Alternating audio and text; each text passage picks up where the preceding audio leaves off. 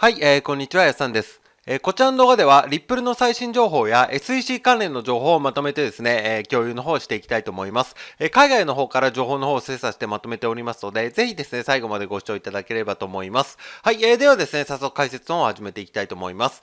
まずですね、SEC はインベスターチョイスアドボケートネットワーク、ネットワーク及び、スペンドザビッツによるアミカスブリーフの提出の申し入れに対して、何の見解も示しませんが、SEC の略式裁判の申し立てを指示する回答準備書面で、回答できるように要請しますということで、先日ですね、こちらの2社の方から、意見陳述書の方がですね、立風社擁護する書面の方が提出したいということですね、申し出があって、それに対してはですね、否定の方はされないということで、これでね、ただ否定はしないんですけども、いずれかの申し立てが認められた場合、2022年の11月15日の略式判決のための SEC の申し立てを指示する答弁書の一部として、これらの申し立てに反論できるように、することを喜んで要請しますと。だからつまりその時にね、もしこれが通ったならば反論できるように、準備するよっていう形になるかと思います。で、YouTuber 兼、弁護士のね、ジェレミー・ホーガー氏の方はね、コメントされてまして、リップル社を支持するこれらのすべてのアミカスブリーフ、SEC には一人でも賛同してくれる友人がいないのでしょうかということでですね、次々とね、リップル社を擁護するアミカスブリーフ提出されてて、SEC はね、一社もいないのかということでですね、コメントされてました。はい、続いてですね、こちらは、SEC の監察総監室には SEC が暗号を管轄しているかどうか不確かであると結論付けていますと。これは SEC 自身の広報が打ち出している話ですということですね。リップル社の、スチュアート弁護士の方ですね、そちらのツイートのされてまして、文章のね、ツイートされてます。で、今回動画の概要欄の方に元記事のリンク貼っておきますので、内容の方を見たい方はね、こちらの WSJ の方をね、クリックしていただければと思います。で、内容の方ですね、こちらが報告書ですということで、そちらの報告書の方もね、リンク載せてます。このような文章の中でですね、この赤く囲っている部分が結構話題を呼んでいて、内容の方がですね、SEC が投資家保護のために人員を増やし、その他の措置を講じ続ける中、SEC と商品先物取引委員会のどちらの機関が暗号市場に対する規制監督責任を負うのか、どのような法的手段で権限が利用できるようになるのか不透明な部分がありますということでですね、SEC 自身が、そのようなね、回答をしていると。で、クリプトローですね、ジョンさんのね、運営するメディアになりますが、そちらに関してね、また同じ文章を引用してまして、暗号に関する機関の管轄について SEC、監察総監がこんなことを言っていますということでね、解説されてます。で、ジェームスさんですね、同じように、不確知であると結論付けていることについてということで、はい、で、こちらもですね、有名なインフルエンサーの XRP 関連のね、方になりますが、現在のリーダーシップのもとにある SEC は仮想通貨を規制することができず、パフォーマンスの悪い、魅力のないリーダーとしての悪い劇場を提供していますというね、コメントをされてます。で、続いてですね、こちらは、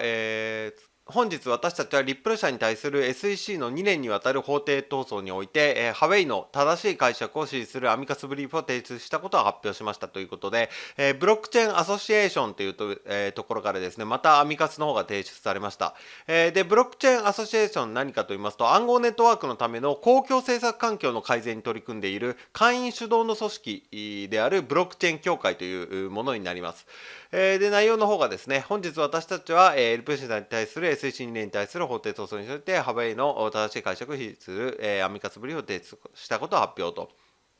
ここ数年 SEC は強制による規制によって暗号を標的にすることを選択していますと。で、業界メンバーとの共同解決に取り組むのではなくて、霧の中で行き当たりばったりの正当化で暗号業者を罰することを求めてきたのですと。で、2020年12月 SEC はリップル社に対してトークンを証券として登録せずにデジタル通貨を取引したとして、SEC のガイダンスがないにもかかわらず同社を訴えたのであると。で、2019年以降 SEC はガイダンスやルール制定ではなくて強制措置を通じて米国証券法がデジタル資産にどのように適用されるかを規制していますと。で、SEC の強制措置は多くの場合、双方から裁判所に提出される固有の事実を考慮した司法意見ではなくて、一方的な和解合意に終わると。で、和解するのではなく、リップル社は、裁判制度を通じて反撃していますと。これは何を意味するかというと、裁判官が間もなくこの問題に対して判決を下すということですと。で、もし裁判所が SEC 側の案を、採用した場合、SEC の管轄下に入る対象は、ハウェイで、最高裁が意図した以上に拡大することになると。で、私たちは成長する暗号エコシステムをサポートするために今日アミガスブリーフ、で戦いに参加しましたと。いかなる機関、規制機関も時代遅れの基準で暗号を一方的に規制すべきではありませんと。その代わりに今こそ議会が、業界を導くための明確な規制の枠組みを定義する時ですということですね、述べられております。で、この方ですね、ブロックチェーンアソシエーションの政策責任者であって、アドバイザーである方ですね、ジェイクさんって方になりますが、この方はですね、ジョージ・ワシントン大学で学士号を取得して、同じくジョージ・ワシントン大学のロースクールで法学博士号を取得したですね、大変有識者の方になります。でですね、ブロックチェーンがですね、アソシエーションが SEC のリップルに対する裁判にアミカスブリーフを提出したことを発表することを誇りに思いますと。SEC は法律に関して、間違っており、その規制により規制のパターン、強制による規制のパターンは、米国の暗号業者とそれを保護することを意図している、投資家の両方にとって有害であるということですと。で、SEC のゲイリー・ゲンスラー委員長は最近大した説明もなく、トークンの大部分は証券であるとの見解を示しました。簡単に言えばその見解は本来、法であるべきではなくて、法であってはならないのですということで準備書面の方をまとめております。で、何年もの間 SEC は投資契約の定義についてガイダンスを提供することを拒否してきたと。で、SEC は法律が明確であるかのように振る舞い、今回のような訴訟で初めて自らの見解を表明するのであると。これは強制による規制であると。で、SEC は暗号に関する見解をガイダンスや規制、制定においてアメリカ国民に対してではなくて、略式裁判の申し立てにおいて連邦裁判所に表明したのであると。SEC の見解は法律上も政策上も間違っていると。で、SEC の立場の致命的な欠陥は一時販売と流通市場での流通取引と区別していないことであると。SEC はトークン販売に伴う取引、証券かもしれないと、トークン自体、証券では決してないの違いを無視していますと。その結果 SEC は現在に至るまで違反を主張しているのにもかかわらず XRP の二次販売が証券取引に該当するかどうかを分析しようともしていないようですと。それどころか SEC は一度証券になれば何があっても証券になるという立場を取っているようですと。で、一次販売と二次販売の区別は重要ですと。流通市場に関する SEC の申し立てにより、米国のプラットフォーム、取引プラットフォームは2020年12月に XRP を上場廃止し、劇的な価格暴落を引き起こして、SEC が保護すべき同じ XRP 保有者を苦しめることになりましたと。で、SEC が一次販売と二次販売を区別していないことは自身のガイダンスと矛盾している。2018年6月、ヒンマン長官は SEC の方ですね、トークンが投資契約を通じて販売されたとしても、その後の販売で再確認することができることを認めましたと。SEC は2019年4月の包括的な枠組みで再びそう述べていますと。で、ヒンマン局長がこの論争で物議を覆すようになったことは知っていますが、私は、ハウェイに関する彼の法律の声明は正しかったと思っていますと。つまり SEC は XRP が過去に証券であっただけではなくて、現在も証券であることを証明する責任を負っていますと。それは試みさえしていませんと。で、SEC は、その代わりに法律が指示する範囲をはるかに超える極めて広範なハウェイの見解に依存していますと。SEC は、取引当事者間の特定の関係性を定義するためのテストを、市場価格を持つ世界中の基本的に全ての資産を対象として再構築していると。で、SEC は暗号に対する自らの権限を可能な限り拡大することを正当化するために、ハウェイの4つの条項のすべてを論理と法律の判例の限界を超えて引き伸ばしているように見える。まず SEC は誰も実際にお金を投資していなくてもお金の投資があり得ると言っていますと。